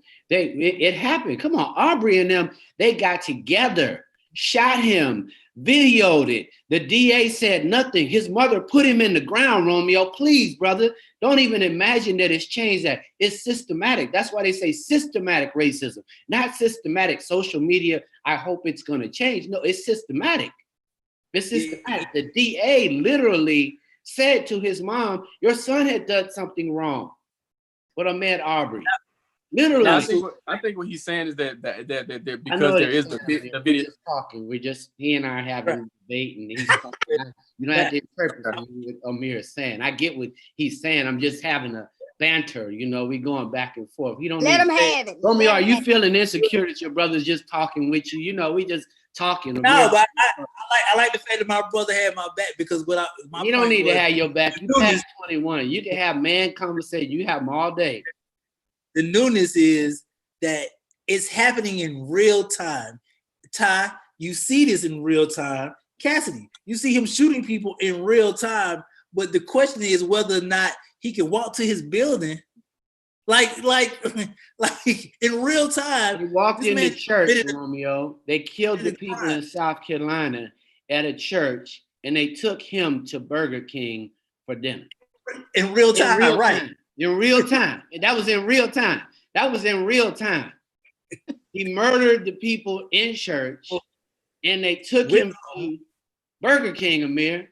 Now, when the brother gets out of the car, gets shot in the back. So I'm gonna give you something else. The guy that we just saw walking around with the AR-15, moments before he shot people, he was actually talking to the police. The police gave him water. And they said, thank you for being out here. Apparently what's happening is you have these white militia groups who they call themselves protecting their city. And so they're walking around with these AR-15s saying that they're protecting their city against looters and rioters who are from the Black Lives Matter movement. So you have this whole narrative where they feel like they're going to be this vigilante force and nobody's stopping them. And so so we have to go deeper than that. It's a lot, you know. There's states who have open carry laws where you can walk around with guns all day. It's in Georgia. You can walk around with an assault rifle all day. And so you can walk around, use open carry. You can walk around with any type of gun you want. You got a gun, if you got a gun, you can walk around with a gun. You got a license, you can walk around with any gun that you want. So we gotta understand what's happening as far as, you know, what we up against. Because Somebody said unless you're black. Well, no, if you black, you got the Second Amendment right now, and I would say that all black people should use that Second Amendment right, because if you have someone that you in a situation where it happened last night, you don't want him to have the upper hand on you. You want to be able to protect yourself. So I think black people should use that Second Amendment right, definitely. Let me go get me a rocket launcher and get me a license for it. You know what? You know what's so crazy? Let me tell you something before you move on. This is the other thing that shocked me last week. My mom said it, but she said it jokingly. She was like, Cass, she was like, yeah, I think you should go get a license. I said, Mom, I got a license. No, I think you should go get a gun license. And she said it jokingly, but she's never, ever said that before. Ever. So where are we at now? Where like people are getting to that point? Like, hey, you might want to go get one. Like, do you guys have one? It's the wild, wild west, man. And so what's happening is you got one, Amir? Amir, what kind you said I need again? Let me write it down. Get to a pink 380. You don't have to be pink, but you should join a gun club if that's it. You know, join the gun club, go to the range. There's no reason why not to join a gun club. Be prepared to protect your mom if they walk in the house, Romeo. Don't have nobody with no surprises talking about, well, I'm gonna talk to you. You're in my house. You need to be ready. You know, ain't no surprises. Be ready. They've set the climate. Ready. They've set the climate, and it's like if they've set this climate where we got to protect ourselves, then we got to protect ourselves. That is what it is. You know what I'm saying? Like, this is the climate that we're living in right now. You know, there was a time where it was like, okay, we can find ways to keep you safe, but no, this is the wild, wild west. America is the wild, wild west. I'm telling you, like this, what's happening right now. Seriously. No, for real. I think that it has always been this way, brother. We're just addressing these Confederate statues were there, Amir. This is an uprising. This ain't a protest. This is an uprising. We're just not tolerating the injustice, the discrimination, the fact that you're not hiring our community. You know, it's real. We're gonna wear your tennis shoes, but you're not gonna have no black executives. That day's over. Yep. Like we know that all children should have broadband or some type of broadband directly in their home, no matter where you live, rural or otherwise. That should be just a right. You should have a right to health care. Right. And we should have our reparations. Come on, man. Let's get with it. While y'all talking about guns, Munson, you're right. And I know in my household, I may not carry one, but my husband has several in almost every room. He does not play. And when we go out, he has them in the car. So he has quite a bit of them. And even if you go out to the gun shops now, most of the guns are gone. Like people, they are buying them up, but definitely protect yourself and make sure, your family is protected too. I agree, Munson. Don't play woke. Don't play woke. You walk around playing woke. Play. Wow. Yes. All right, let's go to this next one. This is a question. Butai. Someone posed a question on social media, and so this person on social media, and this has been getting a lot of traction. They talked about like a lot of the Black Lives Matter covers that's been going through mainstream media. Of course, you had Breonna Taylor on Vanity Fair. You had a Time cover. Time has several covers dedicated to it. The New Yorker had George Floyd, and this Twitter user said every one of these covers made white people a lot of money. And of course, all of those covers except the Oprah cover. The Oprah cover is actually Black owned. I think that's like the only. But that was a joint venture between that and Hearst. And Hearst, you're right. It's a joint venture. Let's not play, Amir. I mean, we gonna want to play. It's not bad that people have partners, but let's say what it is. Let's not act like we know what it is. We gotta say what it is. Yeah. So basically, just what are your thoughts on, I guess, the coverage of the Black Lives Matter movement? Do you think it's being co-opted through the media? Like, do you think those media outlets are taking advantage of Black pain?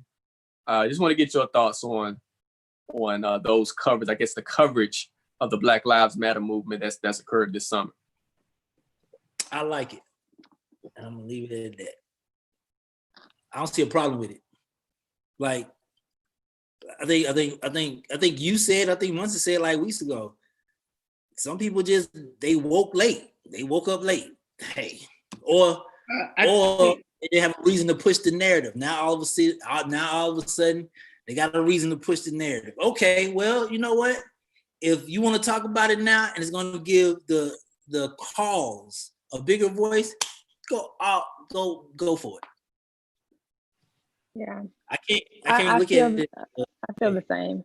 I mean, we had someone on earlier who was in this, this space of being an ally and accomplice. I don't know what the stories were. I haven't read all of those, but I think getting eyes on Breonna Taylor, her image and her name will make people, if they don't know, I don't know where they've been, but if they go and research and find out who she is and what happened to her, then maybe that gets a conversation started. I think the question isn't, you don't want to be a fad. And I think most people that are talking and questioning it is, well, if you're the New Yorker or your Vanity Fair, you knew this issue existed in February. You knew this issue existed when it happened to George Floyd. So now it's a popular thing to do to act woke. So it's kind of the question of why the delay now? Why collect our dollars now? Because the other thing is, it's like a tennis shoe that drops. It's all of a sudden, it's the Kaepernick shoe. Well, is it the Kaepernick brand manager? Are we going to actually give him a whole shoe and a whole line? Are they going to hire? We really got to know where the money's going. So the question is, did Black people just run out and go buy it, and then they don't have another cover? Because the individuals who believe they read the New Yorker believe they're fairly intelligent already. So they've read about it, not only in the New Yorker and the New York Times. So it's a fad. We're woke today. But how many other Black people will you have on your cover? Because we don't want just victims. We don't want them to just pick the victimization. No, that's not the movement. So if we don't see another cover next week or next month that really talks about the plight and the education of our children, or the prison system, or how this racism, this systematic racism affects Black women as it relates to child mortality, that's the issue. Like, where are you on Black women and their child mortality Vanity Fair? When we sit back and we celebrate and we talk about Tiana Taylor and her baby, we got to worry because something can happen of the wrong doctor. So thank God she has advocates, but are you going to put her on the cover? And talk about Black mortality and the deaths that Black women and the pain that Black women have suffered. That's a huge issue. That's a civil rights. That's racism when you can't get proper care for Black women. But where is that cover? That's the question. And it's bigger than that, because you gotta, and I gotta. It ain't no bigger than what I just said. No, I'm gonna tell you why it's big. Because you can't minimize everything I say, Amir. You can say what you're saying. You want to advance it, but you can't keep saying it's bigger. I done told you about that. You can tell that to your hey, Ty, this is slick, right? But it's bigger. He gonna make his shit bigger than mine. No, brother. You might want to say, now my view is we're gonna make sure you all right. Impact. You can minimize with that little wit, but not here, homie. All right, not here. Not here. Snap on bigger, because that ain't what you said. Romeo asked you. You had your chance to say. You didn't say anything about Black women, and it's a problem. So Romeo, we love George Floyd, but you got living Black women right now who are at a doctor and are not getting proper care. Vanity Fair. What are you saying about it? That's what we're asking. Yeah. So it's not bigger. So this is an extension to the conversation. So that my extension to the conversation is my extension to this conversation is what's the editorial board look like? What is the editorial event? Like Vanity Fair had their first Black photographer to shoot a cover in its 156-year history. So I mean, what are you telling us? Like, and this happened last month. So, you know, Vanity Fair, what are you doing for, like, how many Black people are you hiring to be on your editorial board? How many photographers are you hiring? How many writers are you hiring? So, what collaboration will you do with Black-owned media?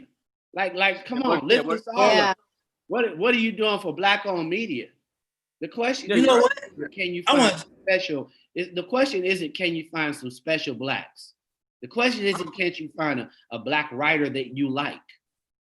Did you call Amir Shah to write it? I'm about to add. Come on. I'm about to add to the ad. You picked the person that was already known. I'm about to add to the ad of whoever added. What if, hypothetically, going back to what Cassidy said, what if we take the color out of it? What if the Vanity Fair cover had nothing to do with Black awareness? What if it's just their viewers, their majority white viewers who need to know about this? What if that photographer who shot for the first time, what if that is their first step? What I'm saying is we can't go back to saying, well, you didn't know, you didn't hire, and you didn't do.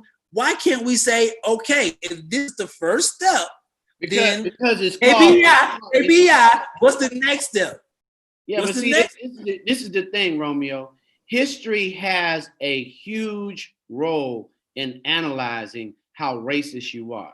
At the end of the day, those are millions of dollars that Black photographers never received to be able to go home. When you wonder why they get ahead, it's because they give money to their friends and to those families. They make those people famous. They make those photographers famous. They have the opportunity to make the connection. If you're a Black photographer and you're shooting The Rock, then all of a sudden you and The Rock are now connected because The Rock said, oh, that's my photographer. So when he gets ready to go shoot, it's all the networking that you don't have. It's the dollars and the opportunity when they fly them around the world and they don't choose one of us.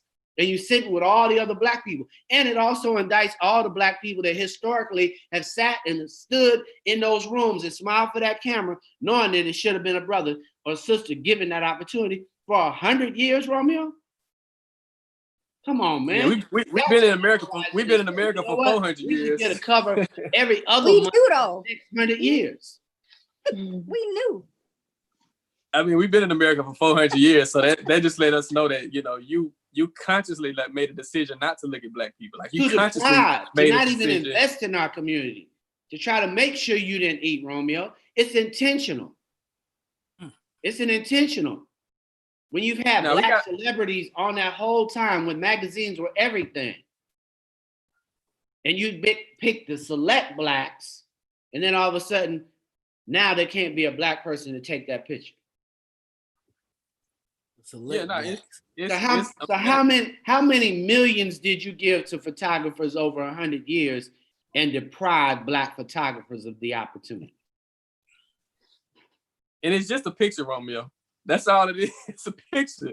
So you telling me out of 150 years, they couldn't find one Black person to take. I mean, we had Gordon Parks. We had so many great photographers that's walked this earth in 150 years, and they couldn't find one Black person.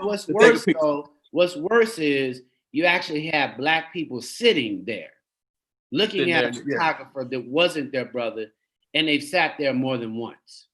And I'm saying when you had your Hollywood cover and you decided to sprinkle a few Blacks, they all knew a photographer that they would have preferred. In the last 20 years, we ain't got to go back 100, Amir.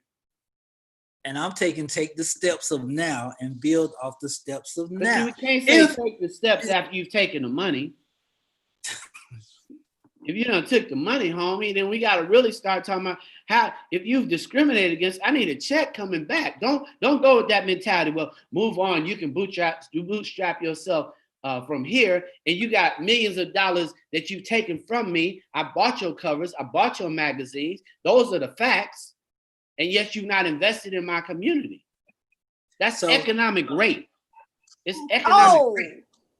Watch this curveball I'm about to throw, Cassidy. So if that is the fact, Mr. A.R. Shaw and Mr. Munson Steve, then how do you, if you are that company, how do you go back? You can't go back and pay that photographer from way back then. That's what it is when all of a sudden Netflix decides to give $40 million to a black college. They say, "Oh yeah, we're gonna do it, Cass." That's what they're saying, Romeo. He's like, you know what? We have been definitely wrong in this area. We're gonna make a contribution right now. Don't act like that, Romeo. You right here. This is rolling out. You can. They can make it right anytime they want to write a check, brother. Right now, they can make it right. That's the beauty of economics, brother. You can make it right now. You ain't got to wait. Too many examples now, Romeo. 40 million to Howard, 40 million to Morehouse, 40 million to UNCF. You ain't got to wait. We ain't waiting. Get woke. Okay. Yep. Okay. Yeah. Now you got to keep it fresh on these. That's what reparations is about, Romeo. That's what it's about, brother. There shouldn't be another child born that's black that shouldn't have free education all the way to college and at least a down payment on a house, bro. Just a little bit so that you can at least start knowing that you got a roof over your head and a skill set that'll take you for the rest of your life. We can feed ourselves after that. But a piece of the land and a piece of our mind. Just those two pieces, brother, and health insurance. Rollingout.com. Rollingout.com. I tell you, my last 15 minutes have been great. Shout out to Facebook. Own it.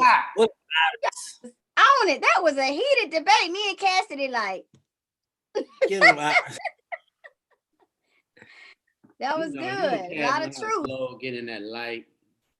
Yeah. I'm still in front of the movement. We just sitting in back having fun. You know, I don't get to see Amir no more. I can't tap on his desk. I can't go over to Ty's desk. I can't see Romeo in the back or wherever he is. It's just a lot. Can't hit the road no more. Can't travel. Nah, you can travel. They ain't doing it.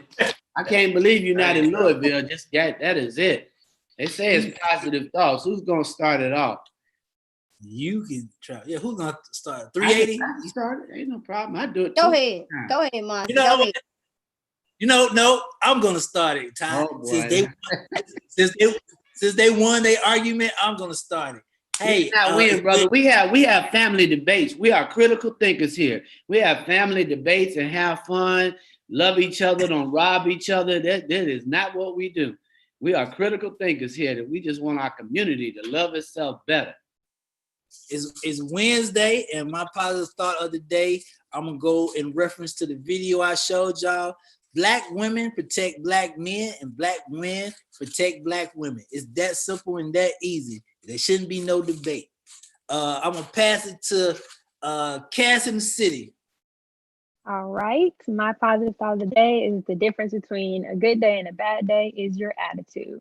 I'm gonna pass it to Ty. All right. My positive thought of the day is we are stronger together. That's it. I'm gonna pass it over to Amir. My positive thought of the day is to keep your eyes open. Stay focused during these times. There's a lot of distractions. Stay focused. Let's go, Munson.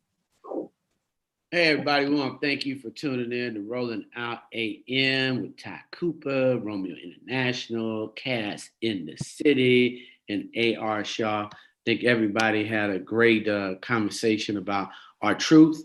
Live in your truth. If you don't do anything else, educate yourself and raise the expectations that you have for this society. Be in a movement. Make sure that you're getting your voting registration, your voting party prepared. Make sure that you and your friends have set some dates. Send out your save the dates to vote.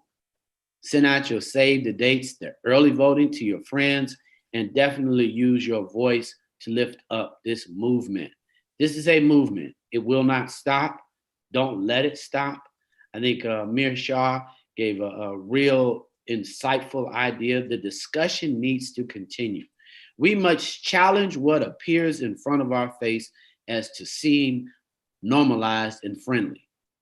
But if we can't register or measure the accomplishments, the editorial boards of these organizations, the boards of these corporations, then we know that they're just talking and hoping that we will stop. But this will not stop. This will continue. So you do not have to be in the streets for the movement. You do not have to be at work in the movement, but you do have to be in the movement. So for me, Romeo, Cass in the city, who has a smile when you look at her and brightens up the entire room, even when she shows her perfect teeth.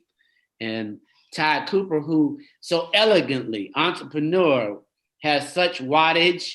Say hello to my brother. Tell him he need to come on camera at least 1 or 2 times because we need to see him. We haven't seen him. He's a fashionable guy too, you guys. You know, he's a fashion bug. He's a dandy for sure. He's a dandy. So, Romeo, let's get our mix going. I know we got to have a protest mix going, so we need to make one up from all the people's music that's come out. But whatever we do, go tune in to rollingout.com. Amir has a great cover story coming out. We're excited about Pretty V and her being on the cover. And definitely stay safe, everybody. This virus is still real and it will kill you. So protect your loved ones, protect yourself, and start off your day loving yourself today. I'm Munson Steve. This is Rolling Out AM with Ty Cooper, Romeo International, A.R. Shaw, and I can't remember her name over there, that Howard graduate. Is that Kamala Harris? Is that Kamala over there with the hat on? No, Catherine. She's here. All right, everybody. Peace out. We love you. And thanks for tuning in to Rolling Out AM, the wake up call. What up, Iris? Don't let them get me, Iris. Don't let them get me, Iris. Get them. What up, Randy? Black Guns Matter. Okay, Randy. Randy Clean with Black Guns Matter. That came from early. Is Randy selling guns?